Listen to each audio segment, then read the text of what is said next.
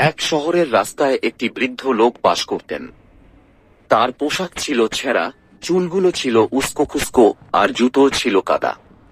তাকে দেখে কেউ পাত্তা দিত না। সবাই ভাবত তিনি একজন সাধারণ ভবঘুরে। একদিন শহরের মেয়র একটি বড় অনুষ্ঠানের আয়োজন করলেন। বহু গণ্যমান্য ব্যক্তি সেখানে উপস্থিত হলেন।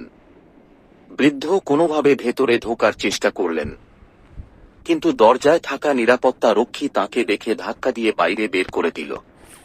রক্ষী বলল, তোমার মতো মানুষকে এখানে আসার অনুমতি নেই, যাও।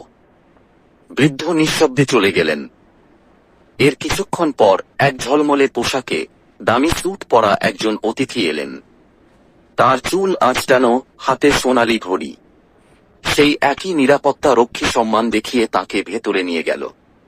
অনুষ্ঠানের শেষে একজন সাংবাদিক সেই ঝলমলে অতিথিকে জিজ্ঞেস করলেন, আপনি এত সুন্দর পোশাক পরেছেন, আপনার সাফল্যের রহস্য কি? অতিথি হেসে বললেন, আপনারা ভুল করছেন।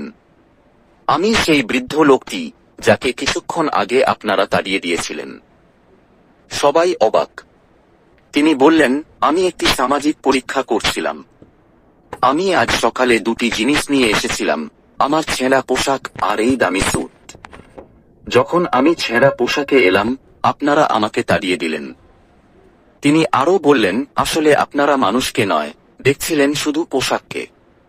মনে রাখবেন, আমার ভেতরের মানুষটি কিন্তু একই ছিল। শিক্ষা: এই গল্প আমাদের শেখায় যে আমরা প্রায়শই মানুষের পোশাক, পদবি বা টাকা দিয়ে তার ভেতরের মূল্য বিচার করি, কিন্তু সত্যিকারের মূল্য লুকিয়ে থাকে পোশাকের নিচে থাকা মনুষ্যত্ব এবং চরিত্রের মধ্যে।